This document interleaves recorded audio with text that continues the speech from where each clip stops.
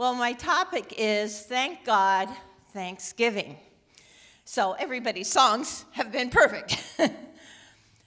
But consider, do you feel thankful? Do you feel grateful for your life? Or do you feel like it's not quite what you want it to be? Well, the interesting thing is, the more we feel grateful, the more good comes into our life. And the more we think about what we don't have, it seems like there's more we don't have. Well, you might say, but Reverend Mary Jo, if you knew my situation, you wouldn't be saying that. Yes, I would. It's interesting. Someone sent me a YouTube video, and then I think Reverend Harriet sent it around too, but it showed the oldest Holocaust survivor, who is 106. And they were interviewing her because she had, well, she's 106, and she has this amazing attitude. And they asked her about her time in the concentration camp. And she said, well, our situation was kind of different. She said she was in this camp that the Germans would videotape to show people that this is what it was really like, not what the camps were with the gas chambers. So she said they kept families together, so she got to be with her son. And they had things like concerts. Well, she was a concert pianist, so she had her music. And she said, still, they all knew that, you know, the next step was going to be going to one of the camps with the gas chambers. But she said she wasn't bitter, because they said, weren't you angry and bitter during this time? And she said, no, I was grateful that I got to be with my son, that he slept beside me and I kept him from feeling afraid because he had his mother by him. I was grateful for my music. And now she and her son both did survive the camp, and now she is still grateful. She is grateful that she has friends. She is grateful for her music, and she's looking forward to her 107th birthday party. So I thought, now that's, you know, that really shows what that attitude of gratitude can do. And she could have been very miserable and bitter her whole life, but instead she chose to focus on the good.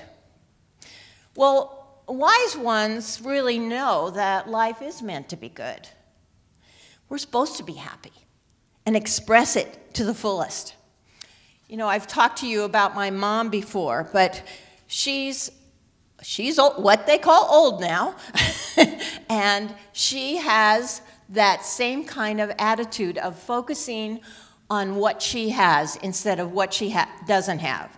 Like, she could be focusing a lot on the fact that my dad has left the planet, that she lives alone. She could be focusing on aches and pains. She's got some, you know, that her social life isn't there pretty much anymore.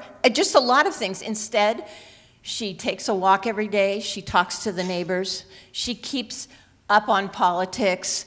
She still is helping the family, whatever niece or nephew or one of my brothers or I or any, you know, any grandkids, anybody that she can help, she's always trying to help them. And she's grateful for life. And so she has the kind of attitude that really makes things work. And I've seen some people with the opposite attitude. And of course, it's always our choice of what we focus on. Well, sometimes life, you know, we're in the human experience, and sometimes things aren't happening the way we want them to be, and life can feel pretty challenging. But, you know, there's always something you can focus on to be grateful for. I mean, what about electricity, plumbing, food, houses, cars, families, all that stuff? You know, and if you don't think, well, I mean, we kind of assume, take those for granted, think about what it's like when you don't have them. Not as fun. So really, focusing on gratitude just makes so much sense. Now, there's a new book out by the author of The Secret, Rhonda Byrne, called The Power. And it's a beautifully put together book. And when I first looked at it, I think, well, you know, we know all this stuff. But just like any book, there's things you can really pull out of it. And she has some good stories showing that principle works. And she has some different ways of approaching things. So I thought I'd share a couple things. One of them is she talks about the law of attraction. You know, we could call it God law or whatever you'd like to call it. But she said, as you all know, there's no big or small to God law. But it feels like there is to us. So like, it seems like it would be a lot easier for me to get $10,000 than for me to get $10 million, right? And so what happens is if we really get into, wow, this is going to be hard, then a part of our mind is saying it's going to take a long time or maybe it can't happen. And so God law has to just go along with what we're sending it, that belief. So she said, draw a big circle on a piece of paper, put a little dot in the middle of it, and write next to it what you want to manifest.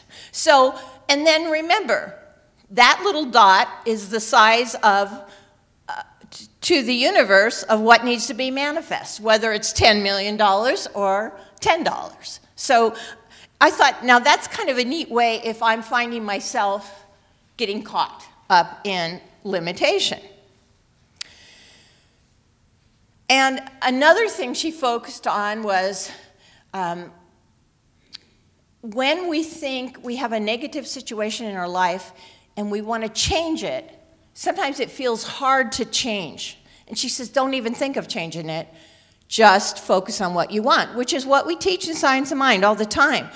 But it is, she says, reminds us, the creative process starts anew every time. So it doesn't have to worry about changing anything. If it's perfect health, it just manifests now.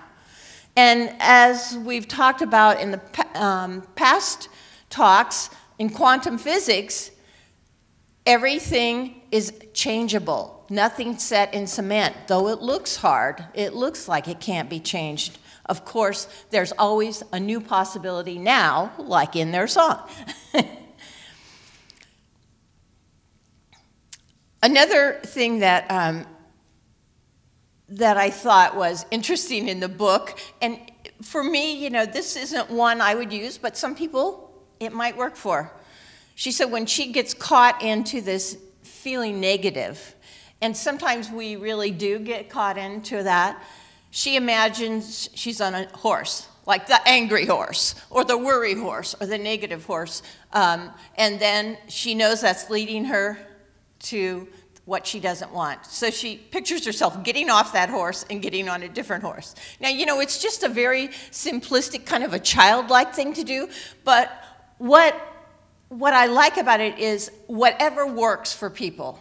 So we always say, treat and move your feet. Treat and know that God law, God love is always there. There's no time when we're ever alone, when we're ever without that power and presence, because we have that Spirit of God within us. So remembering that and using whatever ways work for you helps you express the beauty of who you are. Another thing when you think about is the power of the word.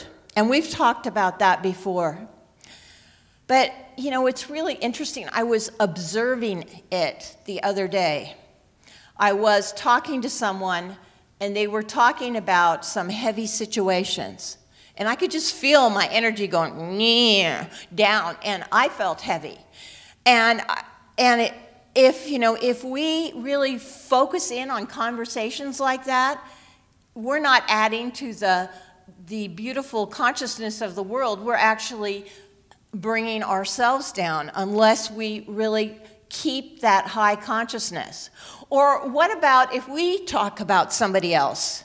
You know, sometimes we're unhappy with people, or we think somebody did something that's not so good, and maybe they did do something that didn't really benefit anybody, including themselves. But even talking about someone else, we're bringing our energy down, and we're all connected to the one. So think about, as Dr. J always says, think about what you're thinking about, and it not only affects you and your life, it affects those around you and the race.